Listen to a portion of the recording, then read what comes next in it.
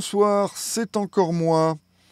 J'ai récemment eu le plaisir et l'honneur d'être invité au podcast du Bunker. Je salue et je remercie GG et Science pour leur accueil très chaleureux.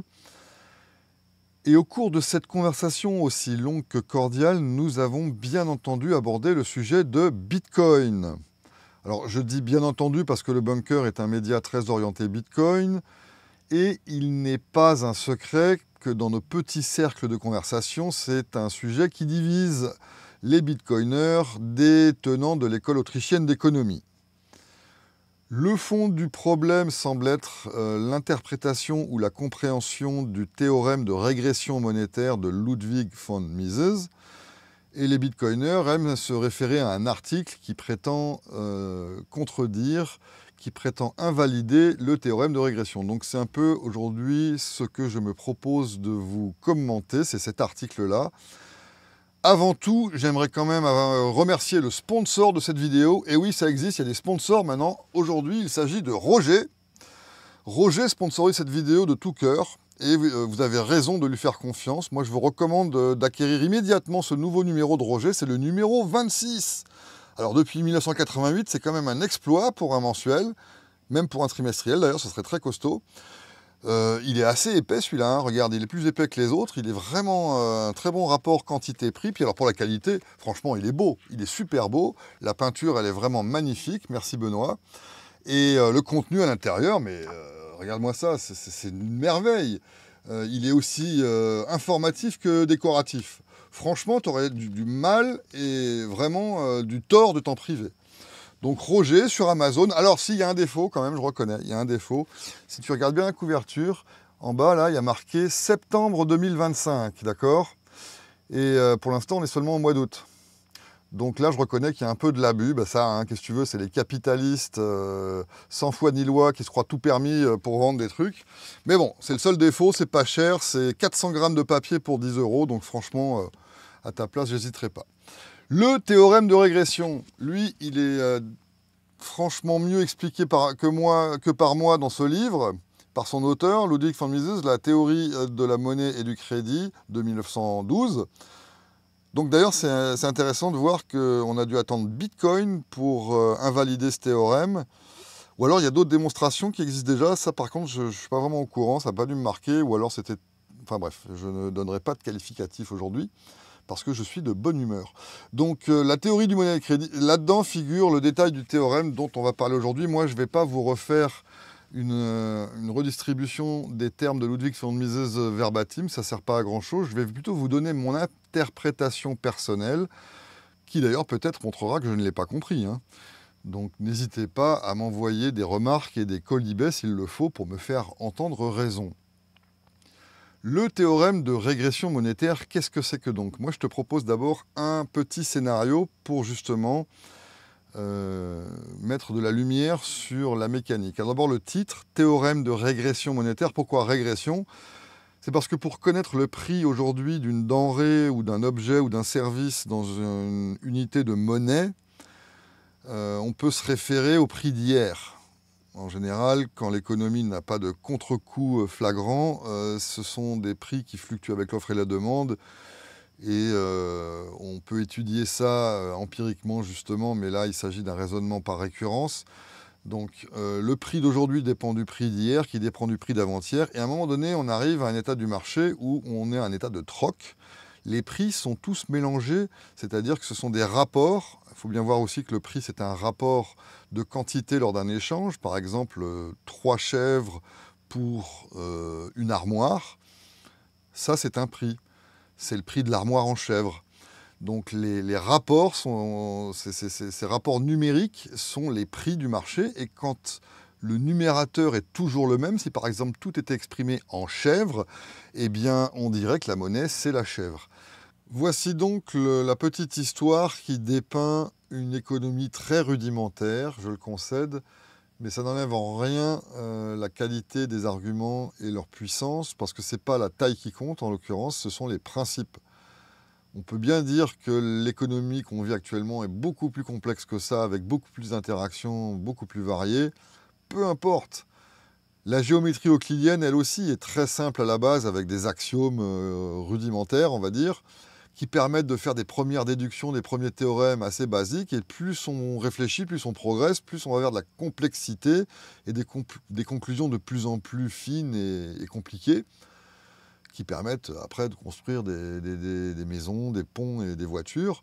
Mais à la base, c'est quand même, que ce soit l'arithmétique ou la géométrie, des concepts très simples. Voilà, c'est juste pour dire que la simplicité du scénario n'enlève rien à la pertinence de ce fameux théorème de régression monétaire, que d'ailleurs je vais prendre à l'envers. On va partir du troc, ce sera donc plutôt une illustration de la progression monétaire qui illustre l'émergence d'une monnaie à partir des échanges libres sur un marché. Donc nous visitons une petite économie dans un village où voici les échanges qu'on constate le premier jour. C'est complètement hétéroclite. On a 126 huîtres pour une chèvre, 2 crotales pour un roger, 42 chaises pour une vache et 2 canards. Bref, voici les rapports de prix dans les échanges. Parce que le prix, c'est un rapport de quantité entre deux marchandises que les gens échangent. Il s'agit de deux propriétés.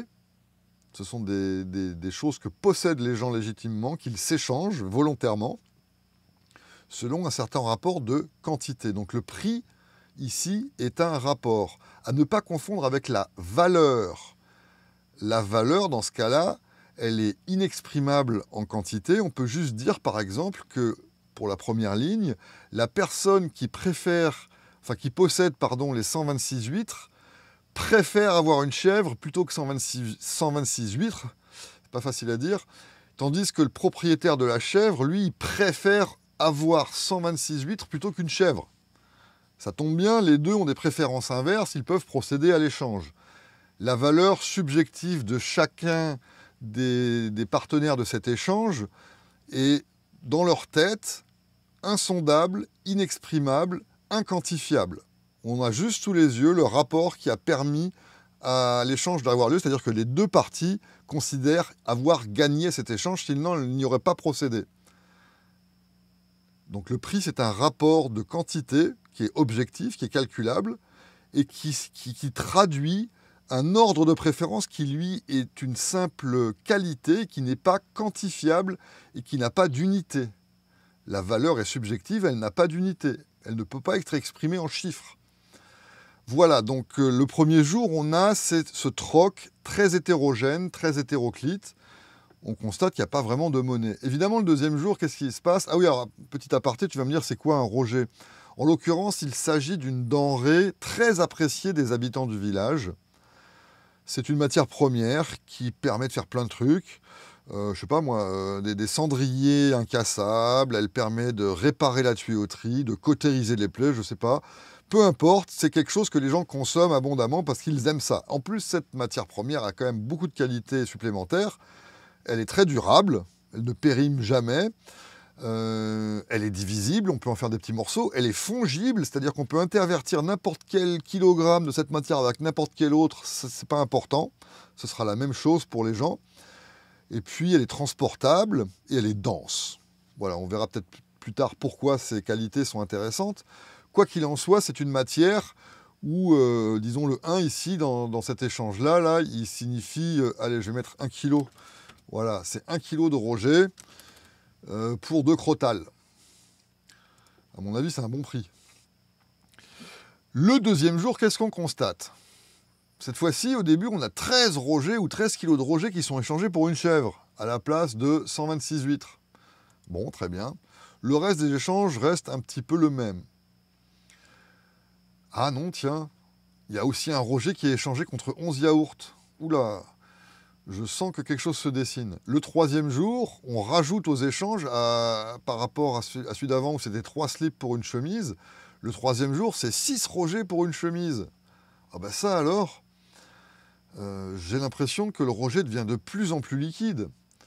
Et puis le dernier jour, on constate que tous les échanges du marché sont effectués en roger. Le roger est devenu le numérateur de tous les échanges. D'ailleurs, je trouve que pour la vache, c'est un peu cher, 666 rogers. Enfin bon, chacun son opinion. Hein. Donc, peut-être que la vache a des très gros pis et les canards des très gros foies. Bref, le roger devient la monnaie. C'est-à-dire que maintenant, si quelqu'un qui ne connaît pas cette économie débarque, un touriste, et il constate que finalement tout le monde acceptent des rogers en paiement des denrées qu'ils vendent, que le roger est le numérateur de tous les échanges, il va considérer, ce touriste, que le roger va être quelque chose de très pratique, non seulement pour fabriquer des cendriers incassables, mais pour procéder à des échanges avec d'autres gens, parce que si notre ami, par exemple, il veut des yaourts, il sait qu'il peut donner un roger, depuis le début d'ailleurs, c'est donc pas un bon exemple, mais si par exemple il veut une chèvre, s'il consulte l'historique, il se dit « Ah, il faudrait que je trouve 126 huîtres. En revanche, si j'ai 13 rogers, je peux obtenir une chèvre. Et c'est plus facile d'obtenir des rogers que des huîtres. Sinon, ce seraient les huîtres qui seraient devenues de la monnaie. » Donc voici la progression qu'a suivi le roger au cours des échanges pour devenir une monnaie. On constate après coup qu'il a été adopté volontairement par les acteurs du marché parce qu'il constitue l'élément le plus liquide à ce jour du marché. C'est pas inéluctable, ça pourra demain changer justement pour les huîtres, peut-être. Mais à mon avis, ça périme plus vite que le roger, une huître, au bout de 6 mois, je sais pas. Mais bref. Donc ce touriste va constater que le roger fait figure de monnaie. En plus, comme il est durable, fongible, on peut le conserver, on peut l'épargner. Donc en plus de tout ça, dans le temps, il peut transmettre un pouvoir d'achat, c'est-à-dire qu'il n'est plus obligé de calculer une production aléatoire pour deviner les besoins des autres dans le futur. Il peut se contenter de vendre en roger, d'épargner pour acheter plus tard. Donc il transporte du pouvoir d'achat dans le temps, le roger. Il est, en d'autres termes, une réserve de valeur. Voici donc le cheminement, parce qu'à la base de tout ça, je rappelle qu'en haut, il y a un consommateur de roger. Il y a de nombreux consommateurs de roger. Peut-être qu'un jour, le roger ne sera plus du tout consommé, mais à ce moment-là, il va peut-être péricliter comme monnaie. Mais tant qu'il est consommé, comme aujourd'hui, certaines matières premières sont utilisées, certains métaux en électronique ou dans différents procédés, plus en décoration, etc., on peut considérer que c'est un bon support à sa demande effective. Ce sera en tout cas sa demande minimale si jamais il descend de son socle de monnaie, ce métal dont je parle sans le nommer, et qui ressemble aussi un petit peu à roger d'ailleurs. Voilà donc l'illustration de la progression monétaire. Et maintenant, nous allons lire cet article qui prétend contredire cette progression en affirmant qu'on peut partir d'une situation où il n'y a pas de consommation de matières premières, où il n'y a pas de demande pour la matière qui servira de monnaie en tant qu'usage non monétaire. Les tenants, par exemple, de Bitcoin soutiennent qu'on peut inventer une monnaie ex nihilo à partir de rien parce que sa demande est directement non monétaire sans passer par l'étape d'usage courant en tant que matière première. Voyons de quoi il s'agit. Je précise aussi que je vais me contenter de commenter une traduction en français d'un article original en anglais. Donc s'il existe de subtiles nuances, voire divergences entre les deux textes, eh ben, tant pis pour aujourd'hui. On va se contenter de la version en français. Je pense que ce sera plus simple pour tout le monde. Et ça permettra d'aplatir déjà certaines ambiguïtés sur l'emploi des termes. Parce que déjà dans le français, c'est assez chargé. Pas la peine d'en rajouter avec un niveau d'anglais fluctuant. Alors allons-y. Déjà le titre, « Sophisme de la régression ». Bon, c'est sympa. Il s'agit d'une tentative de réfutation qui va, je spoil d'avance, qui va échouer. Mais allons voir dans le détail comment je peux être aussi péremptoire dans ce genre de conclusion hâtive. Dès la première phrase, je suis mal à l'aise. Est-ce que c'est de la maladresse? Est-ce que c'est de la malhonnêteté ou de la maladie? Ok, d'accord, j'introduis là perfidement un élément émotionnel. Mais c'est pour mettre un peu de viande dans tout ce monologue, parce que sinon on va peut-être un petit peu s'endormir, non? Ok, je recommence, mais de façon plus neutre. Remarque, c'est quand même lui qui a commencé, c'est lui qui a marqué sophisme dans le titre. Bon, alors, allez, on va lire cette phrase pour voir ce qui est ambigu et ce qui mérite qu'on le souligne, et ce qui fait que ça commence assez mal pour cette tentative de réfutation, et ça la rend d'autant plus fragile. Lisons ensemble.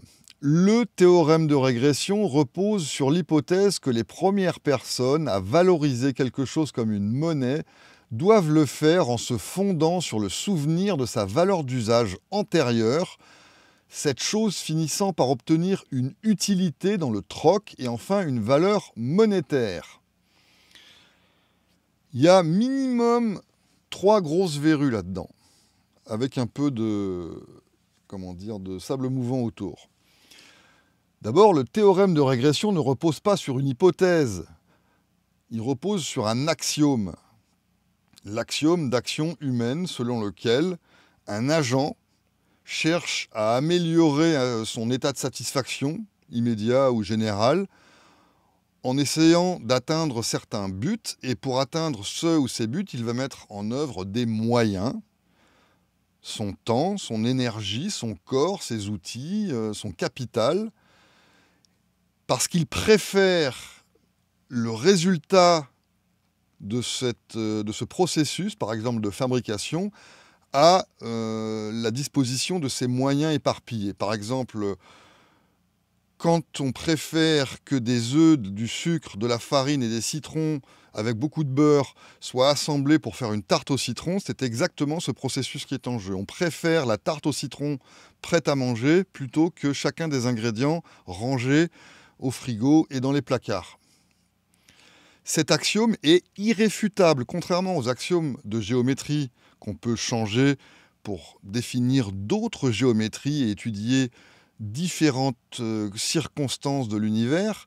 L'axiome d'action humaine est irréfutable, il concerne l'agent économique en général, donc les êtres humains pour l'instant, peut-être qu'il y en a d'autres dans l'univers, mais en ce moment ça nous concerne essentiellement nous, enfin la plupart d'entre nous. Cet axiome est irréfutable parce que pour le contredire, il faut dire non, c'est faux, et il faut expliquer pourquoi. Et à ce moment-là, on met en œuvre des moyens, comme son temps, sa bouche, son cerveau ou son clavier, pour exprimer ses idées afin d'obtenir une satisfaction intellectuelle et psychologique, de rétablir la vérité, d'avoir raison ou que sais-je. Donc réfuter l'axiome d'action humaine, c'est le confirmer. L'axiome est irréfutable. D'accord ? C'est quand même pas une hypothèse hasardeuse qui mériterait vérification empirique. C'est quelque chose que tu ne peux pas nier, donc c'est vrai tout le temps pour tout agent. Donc parler d'hypothèse, c'est un peu faible, mais je comprends que dans cette phrase-là, le terme hypothèse désigne plutôt la déduction mise en place dans l'axiome, enfin dans le théorème de régression, pour arriver à la conclusion. Donc ce n'est pas une hypothèse, c'est une déduction. Donc dans tous les cas, le terme hypothèse est extrêmement mal choisi. Ensuite, on parle des premières personnes. Il ne s'agit pas des premières personnes. Quand on parle de l'émergence d'une monnaie sur un marché, c'est parce que la plupart des gens sont déjà en train de considérer cette matière première, par exemple, ou cette denrée, comme susceptible d'être une monnaie. C'est progressif, et à un moment donné, c'est inéluctable. Enfin, pas inéluctable, mais on constate que voilà ce que utilise en ce moment, ici et maintenant, cette communauté comme monnaie. Donc ce n'est pas les premières personnes, c'est quasiment la totalité des personnes. Parce que c'est après coup qu'on s'aperçoit que c'est une monnaie. Je ne remets pas tout de suite à l'écran l'exemple d'une petite économie rudimentaire avec des chemises, des yaourts, des rogers et des chèvres. Mais c'est de ça qu'il s'agit, c'est qu'à un moment donné, on s'aperçoit, on constate que la plupart des gens utilisent le roger comme monnaie. Voilà. Donc ce n'est pas les premières personnes. Ensuite, il y a quelque chose qui m'agace énormément dans cette phrase, c'est qu'à 3 reprises, on parle de valeur, de valoriser. Or, le théorème de régression ne parle pas de valeur.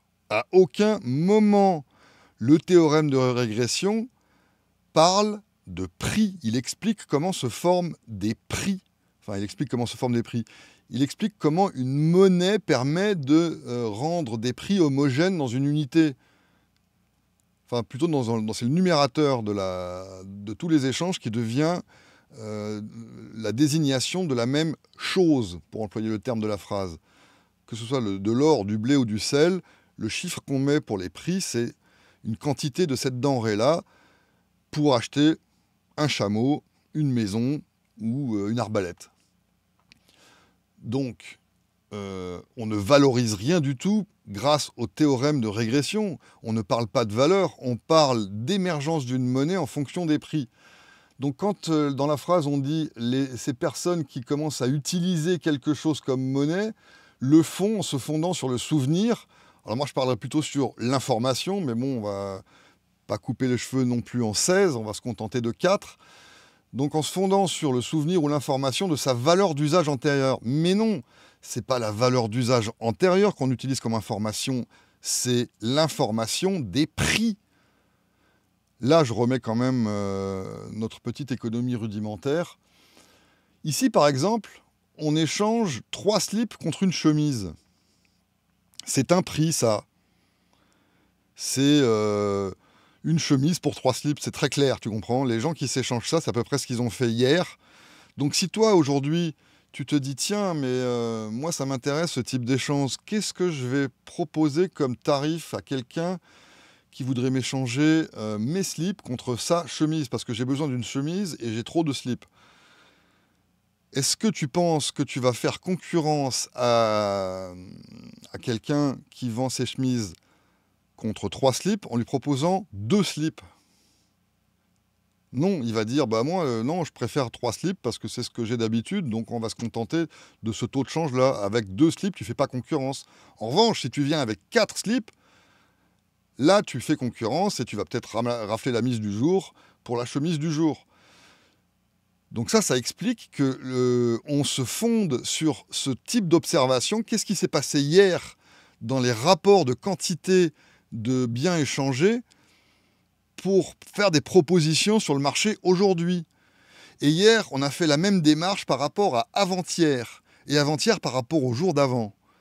C'est comme ça qu'on peut proposer des échanges qui ont un sens, parce que si demain je propose, je suis vendeur de chemises et je demande 5000 slips, les gens vont me dire, bah non, ton copain à côté, il les vend pour 3 slips, donc je te donnerai jamais 5000 slips, donc on ne peut pas faire comme ça des prix arbitraires, sachant qu'il y a déjà des échanges qui ont eu lieu.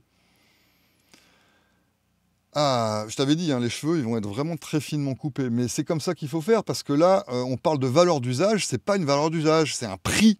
C'est un prix antérieur, c'est pas une valeur d'usage. Si on veut faire un équivalent entre prix et valeur d'usage, moi je veux bien, mais ça mélange des termes qui n'ont rien à voir, parce que la valeur, après, va être utilisée dans un autre sens. Et c'est ça qui est perfide dans ce petit texte. Et puis à la fin donc, de la phrase, on parle d'utilité. Dans le troc et enfin une valeur monétaire. Donc la valeur monétaire, c'est, je suppose, la capacité à être considérée comme valable, comme unité d'échange sur le marché. Mais encore une fois, quand on parle en termes économiques, il vaut mieux parler avec précision et ne pas employer le terme valeur à toutes les sauces. Le théorème de régression explique l'émergence d'une monnaie par l'évolution des prix et non pas de la valeur. Et là, patatras, une citation de Ludwig von Mises qui va mettre à mal tout ce que je viens de tenter d'expliquer. Je vais la lire. Nul bien ne peut être employé comme instrument d'échange si, au moment où l'on a commencé à s'en servir comme tel, il n'avait pas une valeur d'échange en raison d'autres emplois. Et voilà. Échec et mat, hein. Une valeur d'échange, il le dit là, une valeur d'échange, donc on a le droit d'utiliser le terme valeur d'échange puisque c'est Ludwig qui l'a dit. Je vais faire une petite digression, encore une. Malgré le fait que l'on cite Mises, Rothbard et compagnie parce que c'est pratique, comme ça on sait absolument tout de suite où regarder et de quelle théorie il s'agit, malgré ce fait-là, en tout cas en ce qui me concerne, il n'y a pas de réelle adoration de ces gens-là. C'est pas un culte de la personnalité.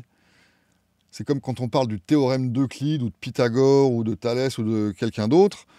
On s'en fout de ces gens-là. Ce sont leurs idées qui nous intéressent. C'est plus rapide de dire le théorème de Pythagore que de commencer à raconter des triangles rectangles avec des hypoténus. C'est une facilité de langage. Il n'y a aucun culte de la personnalité. Donc, quand je lis des commentaires que des gens que l'on vénère ou que l'on chérit disent ceci, cela...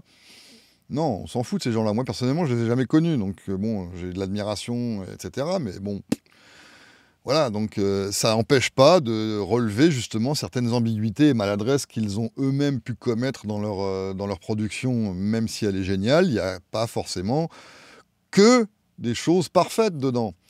Et le terme valeur d'échange, en l'occurrence, me paraît tout aussi maladroit chez Mises que dans cette tentative de réfutation du théorème de régression.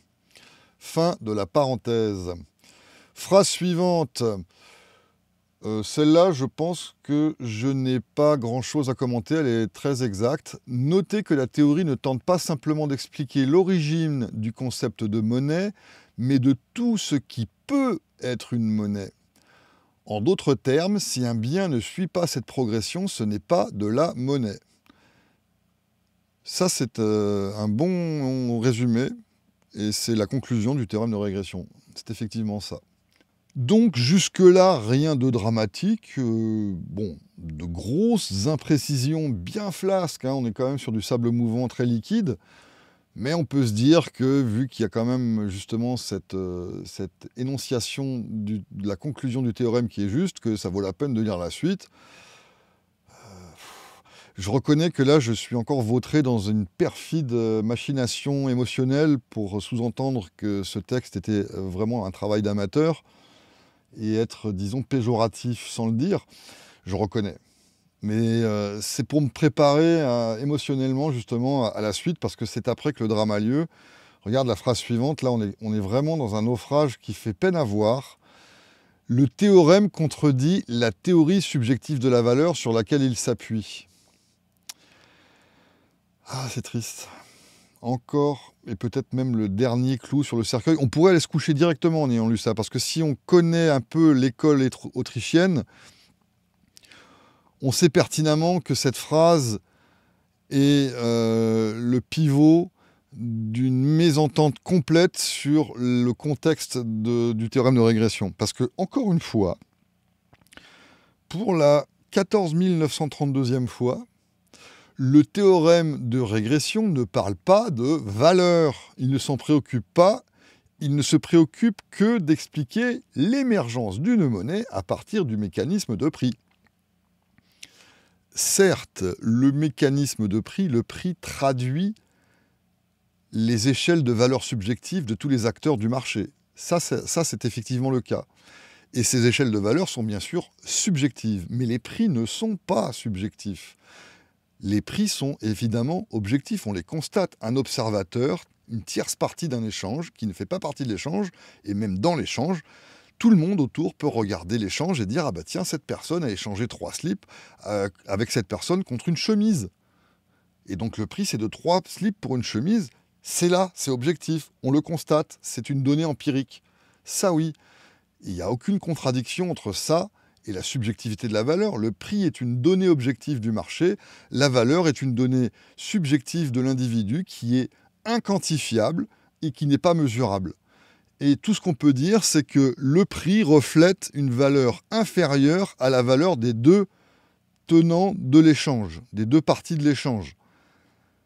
Parce que si le prix te paraît trop élevé par rapport à la valeur que tu accordes au produit ou au service que tu pourrais acquérir pour ce prix-là, ben, tu ne fais pas l'échange. Donc tu ne fais l'échange, toi, en tant qu'acteur d'un échange, que si le prix demandé est inférieur, la valeur qu'il a pour toi est inférieure à la valeur qu'a pour toi ce qu'il y a au bout de l'échange. Voilà, je suis encore parti dans une digression, mais il faut comprendre qu'avec cette chaleur, il faut quand même réussir à ventiler un minimum quand on lit des trucs pareils. Le théorème de régression ne contredit pas la subjectivité de la valeur, puisqu'il ne s'appuie dessus que très indirectement, et en fait, il ne s'appuie que sur les prix qui, eux, sont objectifs. Si les prix étaient déterminés par autre chose que la théorie subjective de la valeur, ça ne changerait rien en ce qui concerne le théorème lui-même. Quoique, peut-être que si, là, j'ai peut-être dit une connerie, je sais pas, je vais y réfléchir. Mais on va continuer parce qu'on va me dire « Mais non, mais t'as pas lu la suite, alors comment tu peux dire que cette phrase est fausse ?» Bah, tu vas voir. C'est après que ça se corse encore plus. Donc là, le naufrage se transforme en incendie. On a droit à tous les éléments, l'eau, le feu, la terre. La valeur est subjective, bon, ça d'accord. Ce qui implique qu'elle peut être basée sur n'importe quoi. Bon, pourquoi pas. même si objectivement cette base paraît irrationnelle.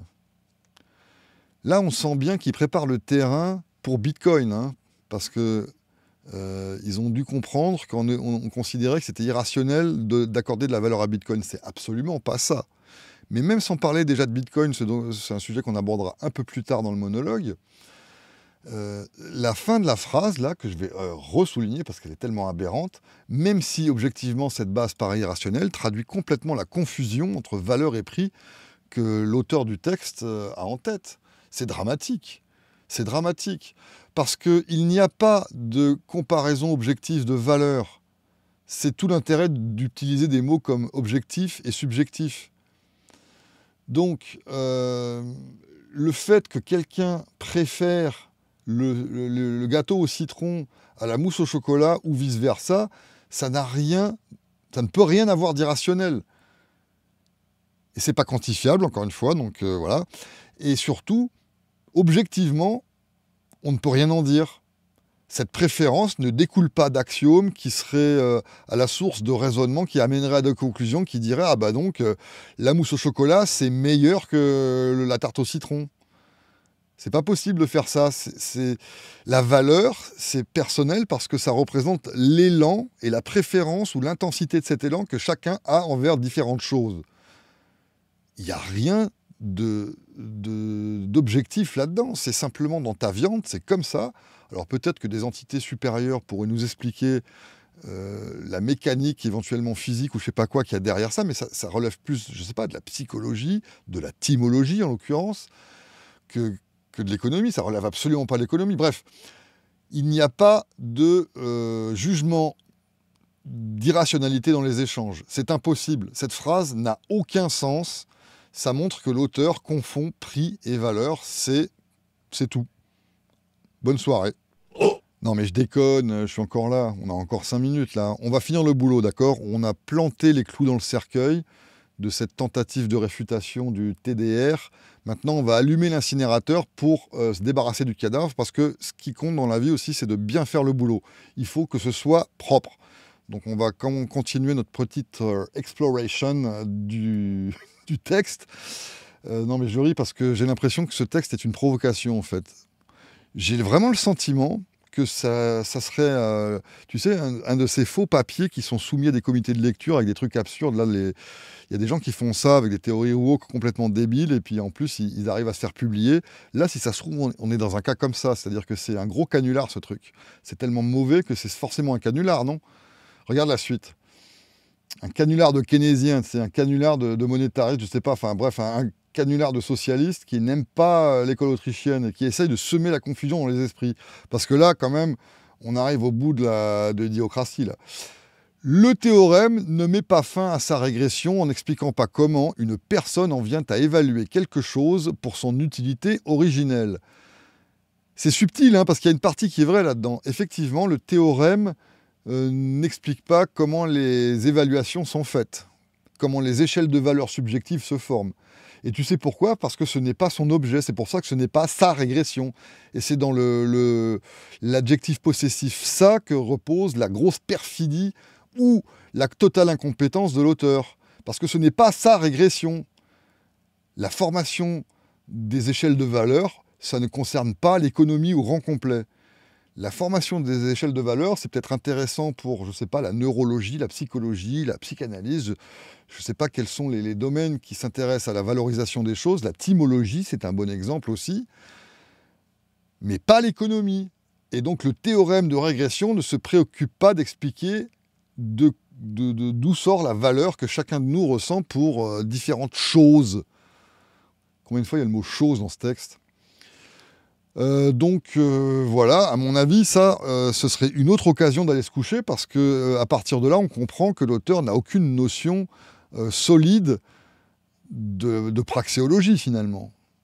Mais continuons quand même par charité.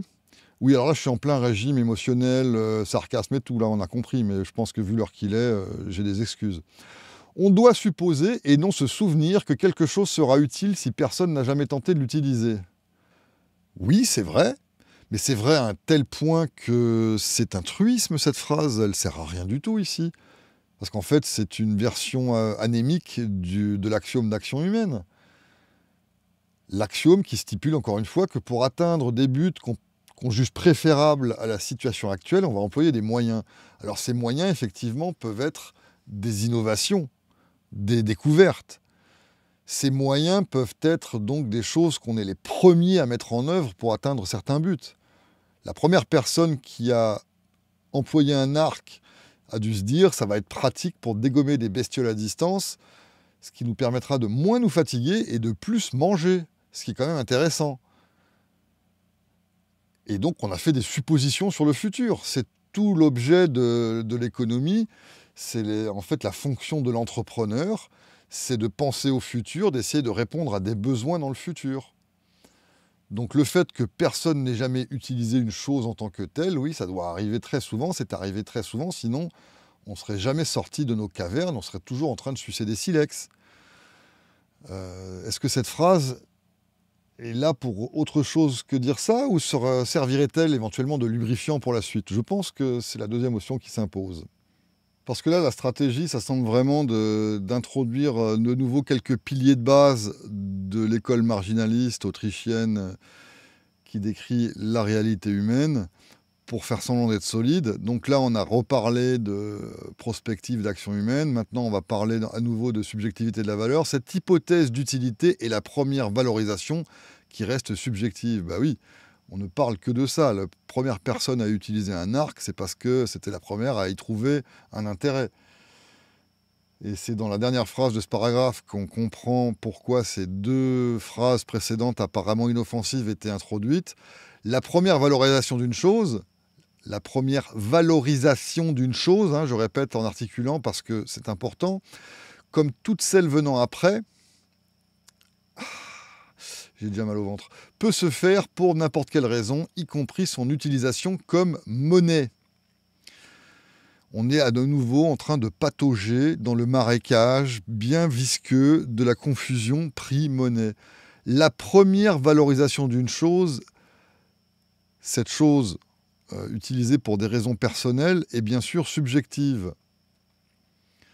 Comme toutes celles venant après, certes, mais le seul lien entre les valeurs est qu'elles se succèdent dans le temps et qu'elles changent d'intensité au sein d'individus distincts. Mais entre elles, ces valeurs-là, même pour le même individu, elles n'ont pas de numérateur, elles ne peuvent être quantifiées. Ce ne sont pas donc des prix. Les valeurs qui viennent après, elles dépendent de l'ère du temps, de l'évolution de chacun. Je ne sais pas de où vient la valeur personnellement, et ce n'est pas l'objet de la conversation. Enfin, plutôt du monologue en l'occurrence. Et quand on conclut que peut se faire pour n'importe quelle raison, y compris son utilisation comme monnaie, là on introduit une nouvelle catastrophe, puisque là je viens de revoir à travers mes gros yeux globuleux la confusion prix-valeur, mais dans cette fin de phrase, je vois quelque chose d'encore pire, c'est la mécompréhension totale de ce qu'est une monnaie. Une monnaie, c'est censé être un bien d'échange. Pour l'instant, je n'ai pas dit que ça devait être un bien matériel. En tous les cas, il s'agit de propriété qu'on échange. Quand deux personnes procèdent à un échange libre, c'est qu'elles voient un intérêt à s'échanger des titres de propriété. J'échange mon dollar contre un sandwich. Parce que le sandwicher préfère mon dollar à son sandwich et moi j'ai la préférence inverse. Le prix est donc le dollar pour le sandwich. Mais je peux aussi dire que le prix du dollar c'est un sandwich, tu vois, ça marche dans les deux sens.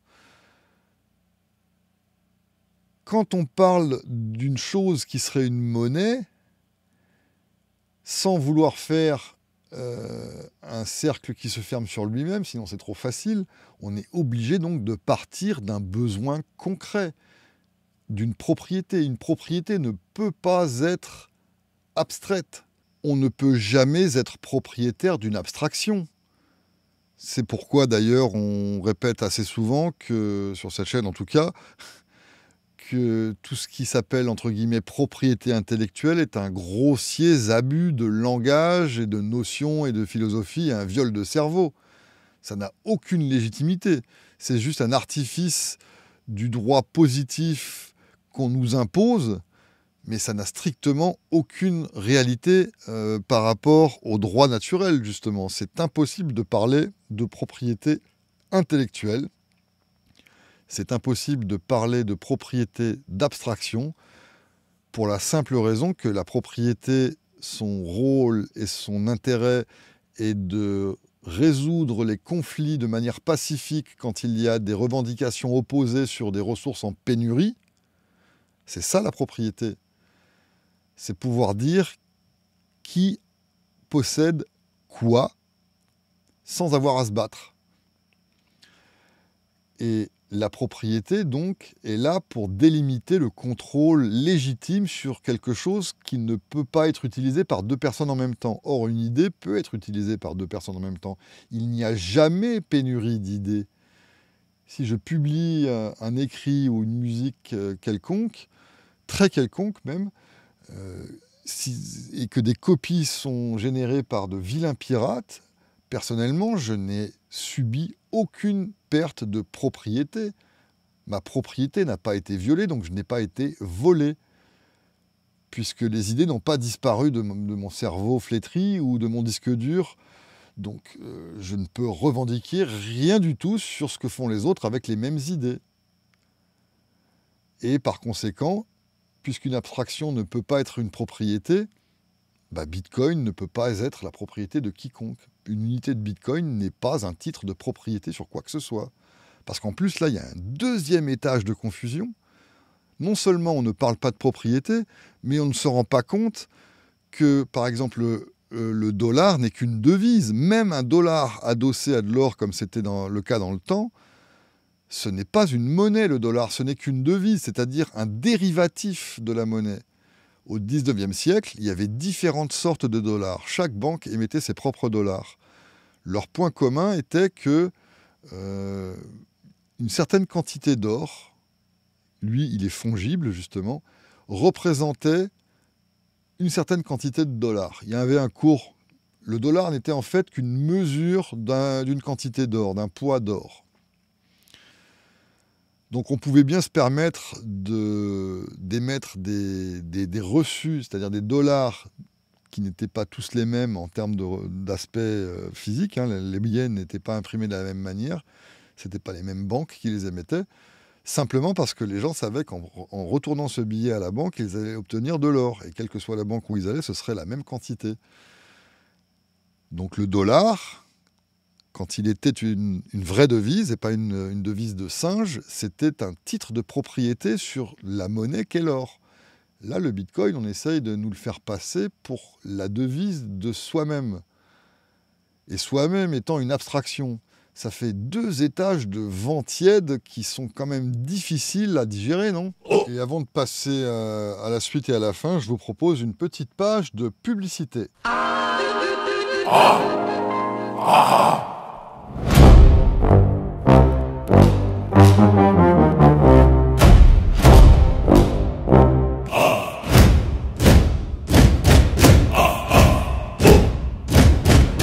Roger, tu sors. C'est très très intéressant.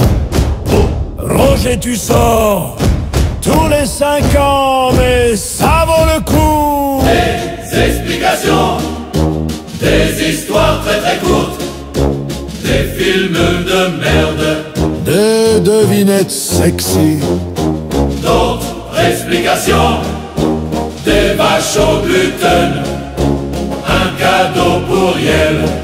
et une pièce de théâtre en noir et blanc. Ah, Roger. Oui. Ah là là. Mais...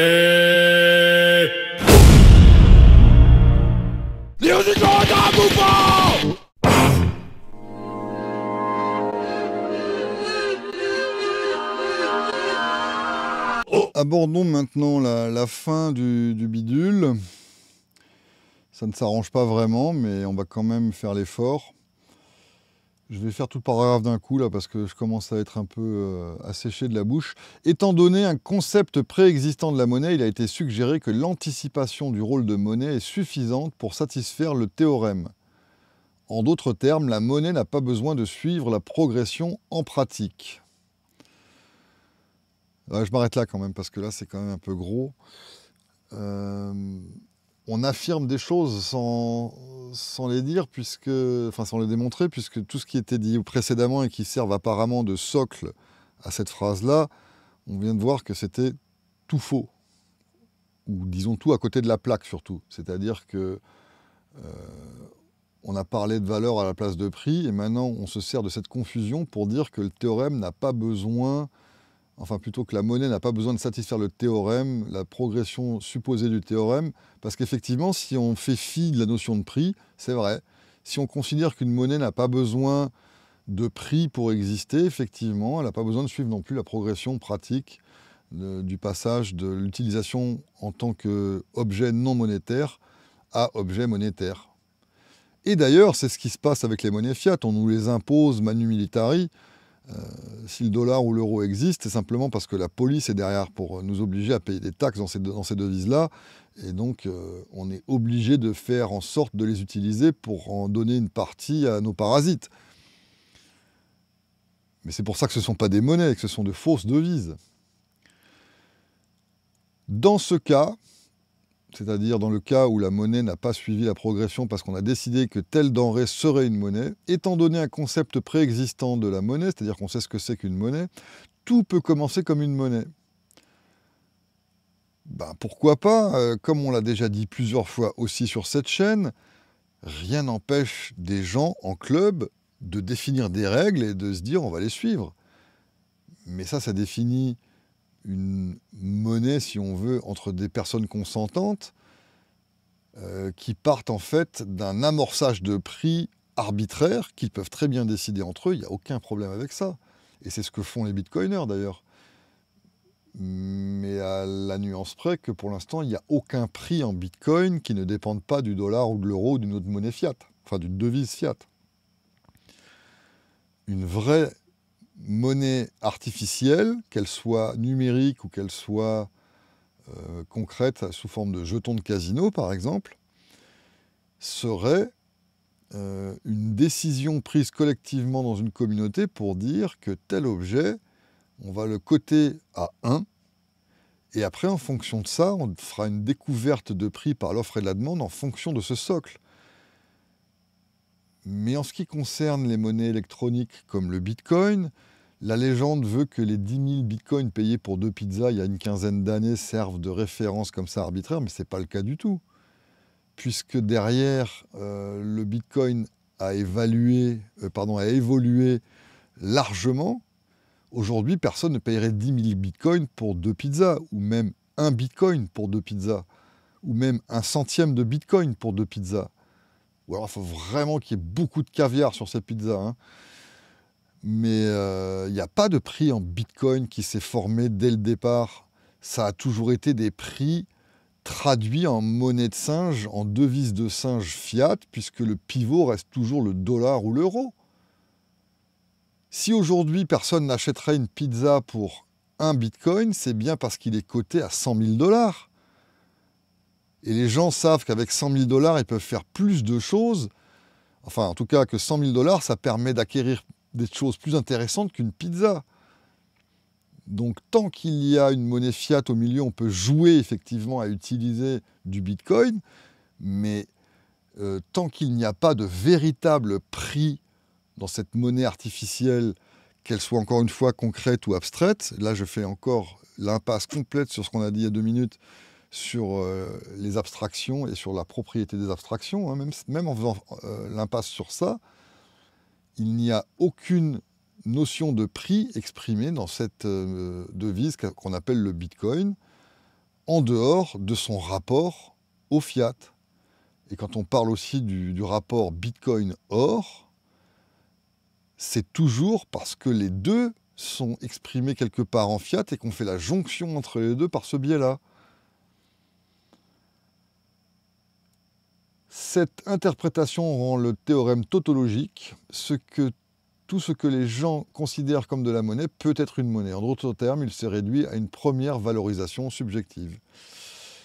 On retombe encore là sur la confusion catastrophique entre valeur et prix, parce qu'une monnaie n'émerge que parce qu'il y a des prix, pas parce qu'il y a des valeurs inquantifiables, subjectives et non exprimables autrement que par des échanges.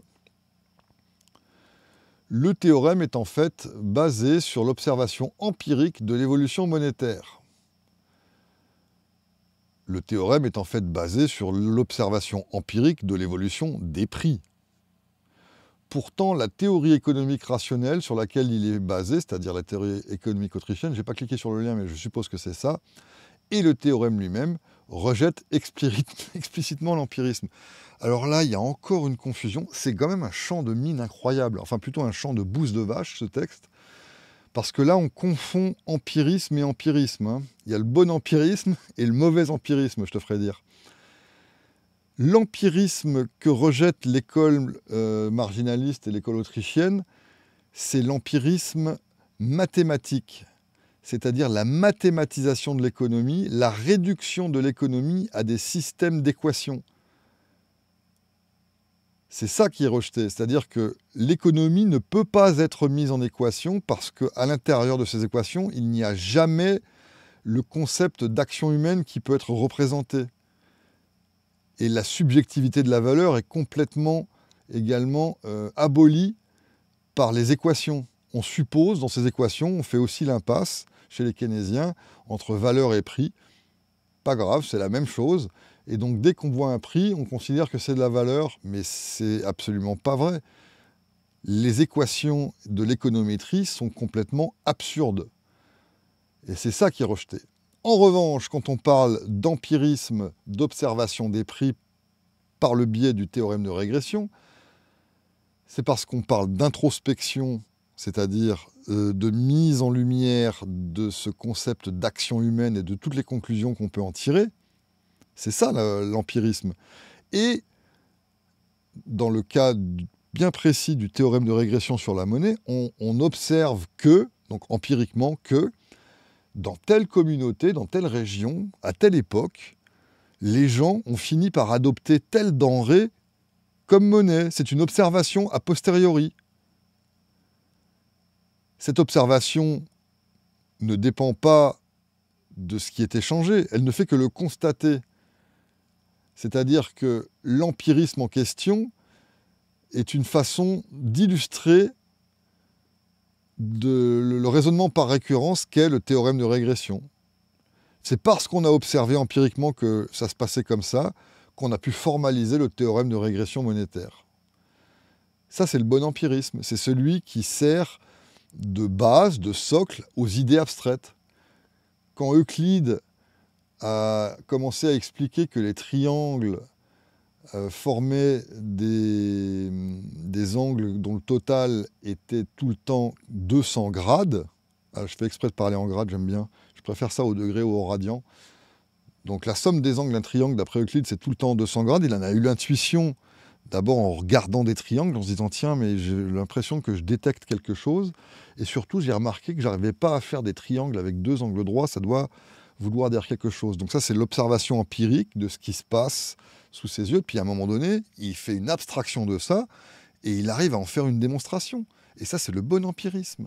En attendant, on va arriver maintenant au bout de notre exploration de cette jungle de confusion. Alors après ça, on a une petite citation élégante qui synthétise le fait qu'on ne peut pas négocier les conclusions de l'économie autrichienne.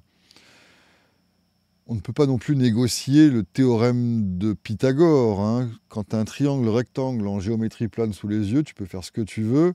À mon avis, les trois côtés vont être reliés dans leur taille par une certaine relation bien connue. D'accord ?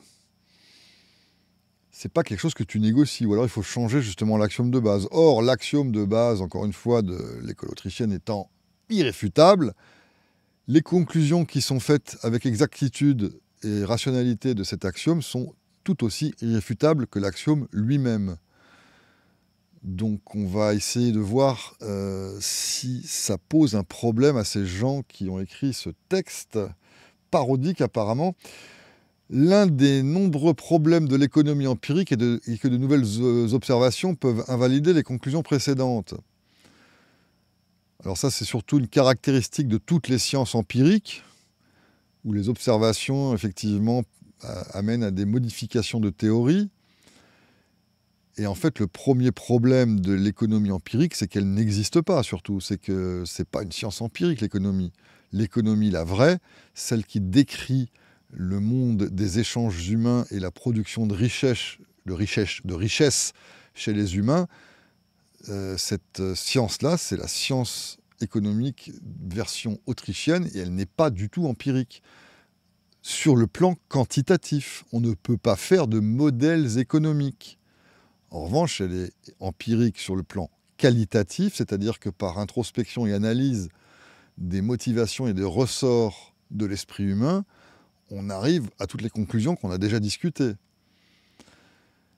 Or, dans ce texte, qui essaye de réfuter finalement toute l'école autrichienne, parce que si tu en réfutes un bout, il faut réfuter tout le reste, il faudrait qu'on ait trouvé des réfutations des axiomes de base qui les rendent caduques, et ce n'est pas ce qu'on a lu.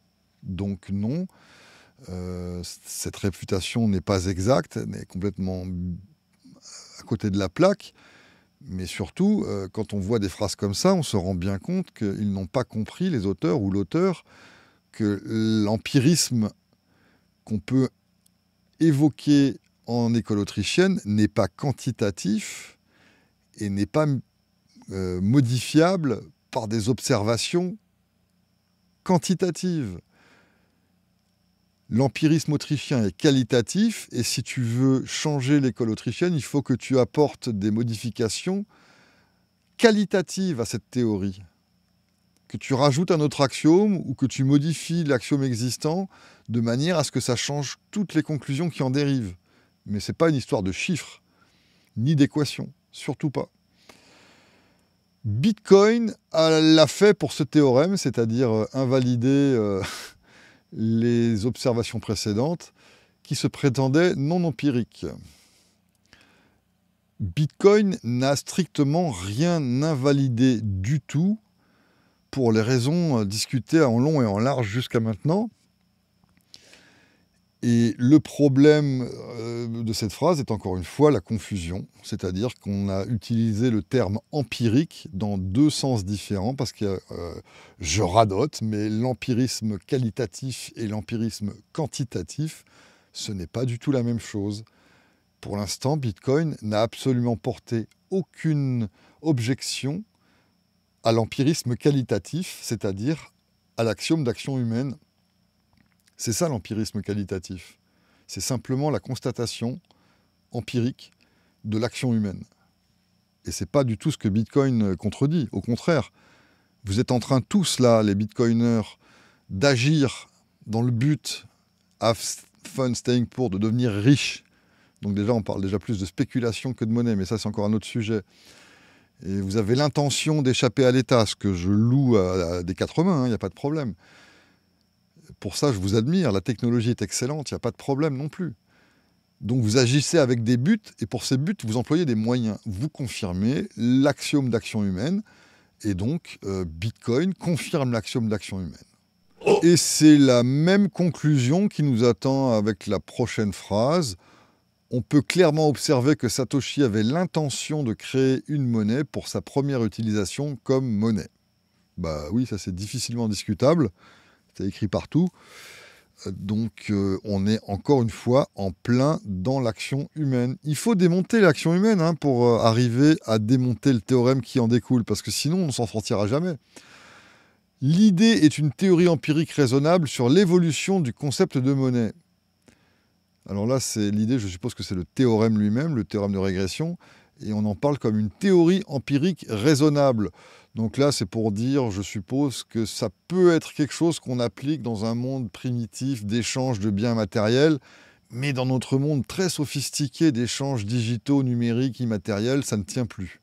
C'est à peu près ça que je comprends là-dedans, puisqu'après ça dit, mais est invalide en tant que théorème rationnel pour distinguer la monnaie de la non-monnaie. Non, on vient de discuter pendant 1 heure de toutes les raisons qui font que les objections à ce théorème sont toutes bidons.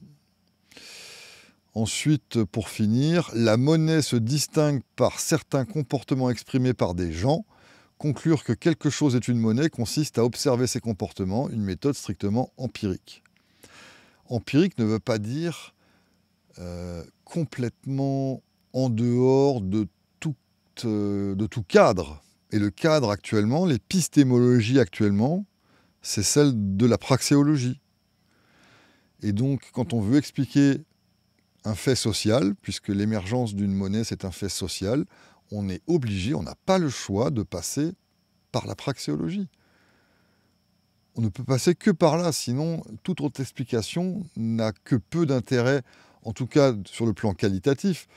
Certes, sur le plan quantitatif, on peut toujours s'amuser à faire des calculs et des graphiques pour voir comment les gens ont échangé et quels prix ont été appliqués, quelle a été l'évolution de l'économie dans le temps, mais seulement dans le passé, mais ça n'a aucune incidence sur le futur, en tout cas le futur lointain. D'ailleurs, le théorème de régression, c'est ce qu'il fait. Il dit que chaque jour, on a observé les prix du jour précédent pour fabriquer les prix du jour. Je te rappelle l'exemple de l'échange des slips contre les chemises. On ne peut pas pratiquer n'importe quel prix parce que sinon, on va faire faillite. Donc, les échanges de la veille conditionnent les échanges du jour, toutes choses égales par ailleurs, bien sûr, pour peu que les valorisations interindividuelles, bien sûr, ne varient pas excessivement.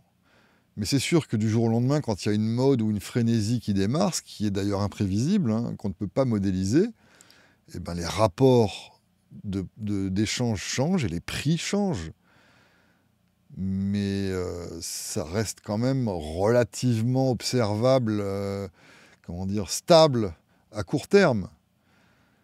Je sais bien que de nos jours, le cours de la cassette vidéo VHS est beaucoup plus bas qu'il y a 30 ans. Néanmoins, ça ne s'est pas fait du jour au lendemain. Ça a disparu petit à petit. Les vidéoclubs ont disparu petit à petit dans les villes.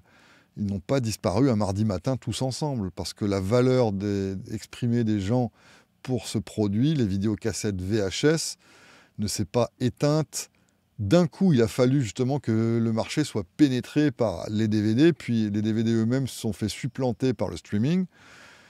On est donc en plein dans une notion de diffusion dans le temps, et c'est aussi pour ça que le théorème de régression est parfaitement valable, parce qu'il n'y a pas de sursaut complètement imprévisible. Or, bien sûr, catastrophe naturelle, guerre ou événement vraiment dramatique qui, par exemple, peut faire exploser le prix de l'électricité, de l'essence ou de l'eau, comme ça, du jour au lendemain. Mais même dans ce cas-là, le théorème s'applique parce qu'il reflète toujours la valeur qu'accordent les gens aux choses par l'intermédiaire des prix. Les prix n'étant pas superposables aux valeurs, encore une fois. Dans le cas d'une catastrophe naturelle, par exemple, quand il y a une grosse pénurie d'eau, le prix soudain dans la région touchée, le prix de l'eau explose. Donc par rapport à la veille, juste avant la catastrophe, il n'y a pas vraiment de lien. Et c'est comme ça justement qu'on sait qu'il faut apporter de l'eau là-bas, parce que le prix standard de l'eau étant ce qu'il est, si tout d'un coup il est multiplié par 100, il y a des gens qui vont se dire « Tiens, j'ai un profit énorme à faire, je vais transporter de l'eau là-bas parce que je vais pouvoir justement gagner plus que si je le vends sur place mon eau. » Et ça va relisser la courbe des prix, parce que le prix ne fait qu'exprimer une tension entre l'offre et la demande. Et quand un prix semble s'éloigner de ce qui est traditionnellement observé sur un produit ou sur un service, et dans ce cas-là, on sait qu'il y a quelque chose à faire. Si le prix s'effondre, c'est qu'il y a une surproduction et que l'offre est un peu trop importante ou la demande trop faible, et vice-versa.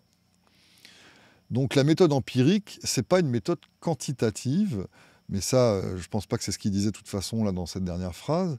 Mais n'empêche que là, quand il parle de méthode d'observation empirique, c'est vrai.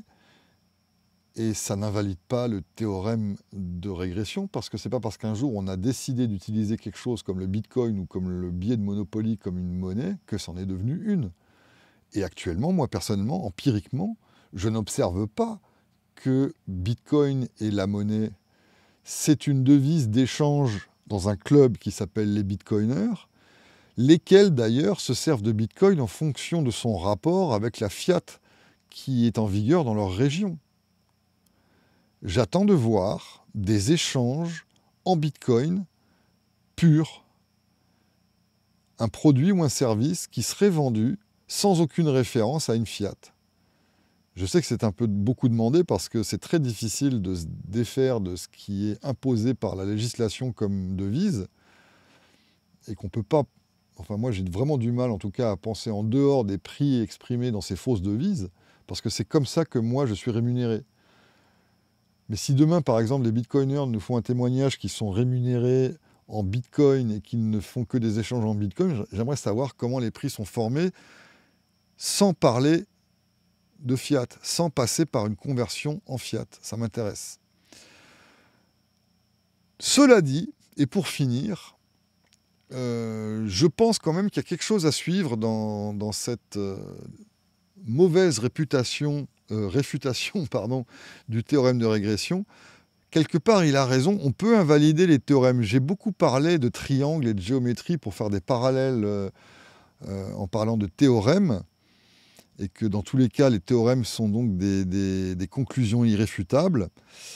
Je pense qu'on peut réfuter le théorème d'Euclide sur les triangles. Et donc peut-être qu'effectivement, Bitcoin aurait réfuté le théorème de régression monétaire. Je vais expliquer pourquoi.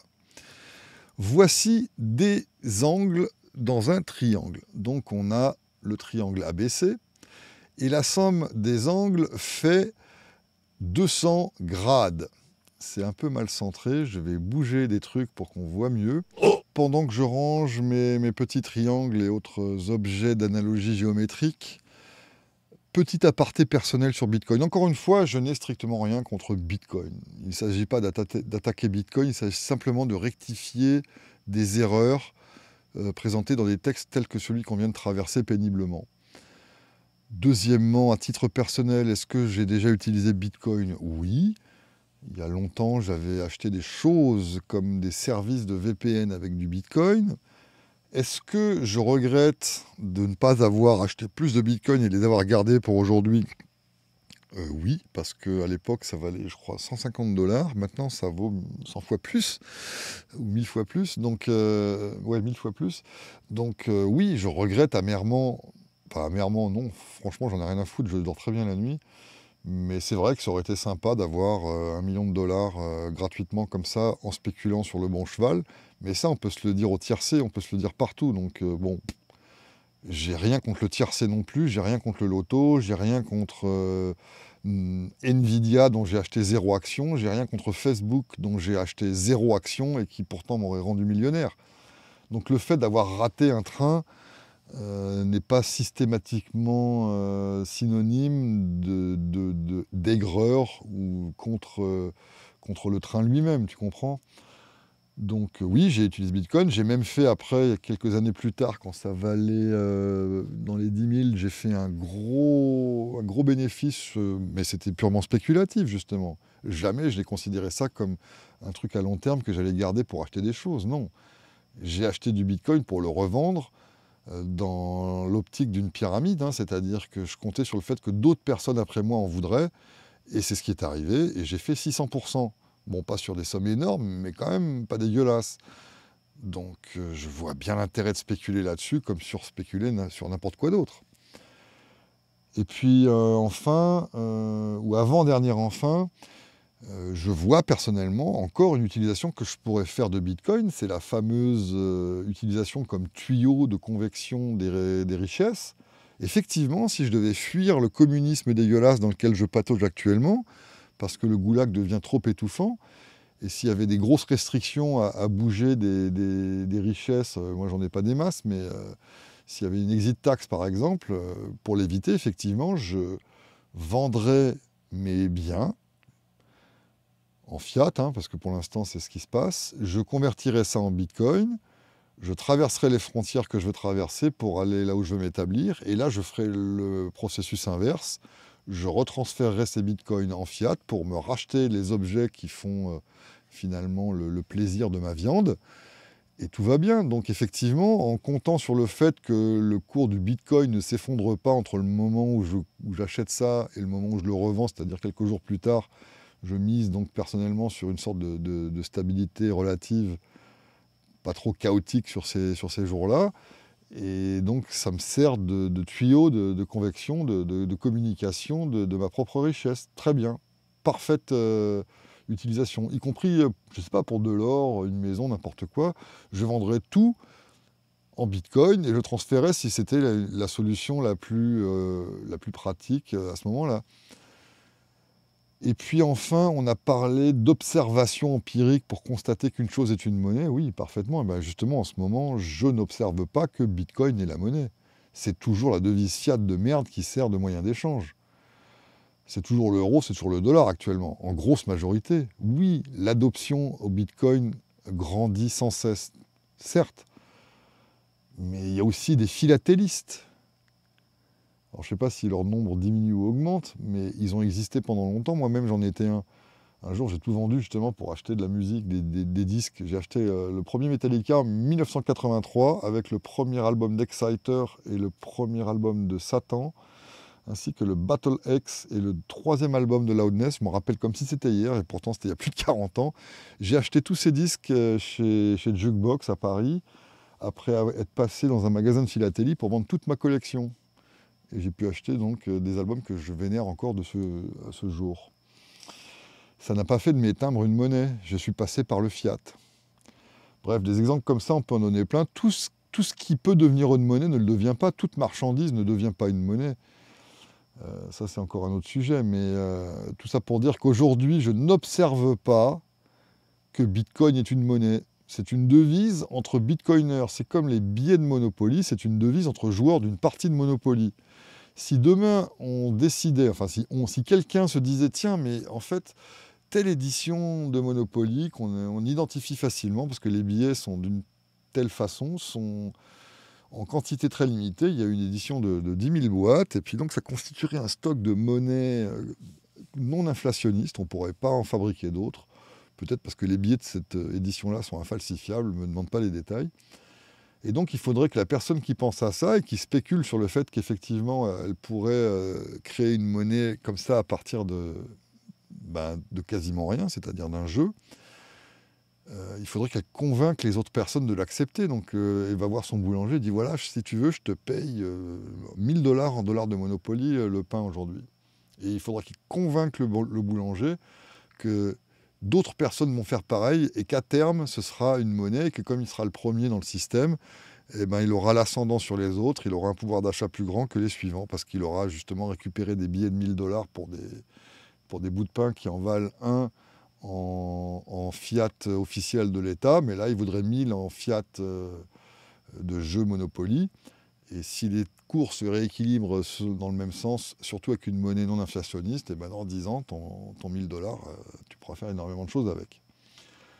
C'est une façon de faire, mais qui demande de la conviction, qui demande de convaincre les autres. Alors qu'une monnaie, on n'a pas besoin d'en faire la promotion. On constate qu'elle l'est devenue toute seule parce que les gens la demandent naturellement. On n'a pas besoin de pousser les autres à l'utiliser. C'est aussi un aspect important de la monnaie, ça. C'est que le théorème de régression ne fait que ses constatations empiriques a posteriori. Il constate que les échanges et que les prix se forment à partir de choses du passé. On ne spécule pas avec ce théorème. Ça ne permet pas de définir la prochaine monnaie. Ça permet de constater la monnaie actuelle. Actuellement, empiriquement, je ne constate pas que Bitcoin est une monnaie. Qu'on se l'échange entre bitcoiners, très bien, mais ça ne va pas plus loin que ça, quoi. Donc si vous avez besoin de convaincre les autres personnes de la planète et de votre entourage immédiat que Bitcoin est une monnaie, c'est qu'il y a un problème de compréhension sur ce qu'est une monnaie, et ça rend la chose un peu suspecte d'ailleurs. Quand on pousse trop à la vente de quelque chose, ça suscite des freins. À mon avis, il faudrait se calmer, il faudrait plutôt donner l'exemple. Au lieu de faire la promotion du Bitcoin, utilisez-le abondamment. Faites des échanges en pur Bitcoin pour nous montrer à quel point c'est une monnaie. Et ne vous basez jamais sur le cours en dollars ou en euros. Et à ce moment-là, je pourrais commencer à me dire si vraiment l'adhésion à un système de ce type-là se forme, que là, effectivement, il y a un phénomène de monnaie qui se développe, comme avec les rogers en début de monologue. Sur ce, on va passer maintenant, pour finir, à quelques triangles. Voilà, ça c'est quand même plus joli. Alors, en géométrie euclidienne, d'après Euclide et sa démonstration qui a été faite une fois pour toutes et qui ne dépend que d'une observation empirique initiale, de regarder comment sont foutus les triangles et d'en définir les composants avec rigueur, de là on en déduit de cette observation empirique la conclusion, irréfutable pour toujours, que la somme des angles fait 200 grades. Oui, je préfère ça à 180 degrés. Déjà, le chiffre est plus gros, donc ça me satisfait plus, et puis c'est plus lisse. Alors, je vais parler en grades, que tu le veuilles ou non. Maintenant, qu'est-ce qui se passe si j'appuie sur le sommet, le A ici en haut, là? Qu'est-ce qui se passe? Le triangle devient tout plat. Et là, le théorème, il marche encore, hein. Là, on ne le voit pas bien parce que moi, je suis un mauvais décorateur, mais la somme des angles fait toujours 200 grades. Ici, on a l'angle A qui vaut 200 grades à lui tout seul, et les angles B et C qui valent 0. Donc, le théorème marche encore. Ouf, j'ai eu peur. J'ai un petit peu peur, hein, j'avoue. Mais qu'est-ce qui se passe maintenant si je compresse le triangle dans le sens de sa base, en fait, là, de sa base BAC? Admettons que je compresse B vers A, ou A vers B, ce qui revient un peu au même.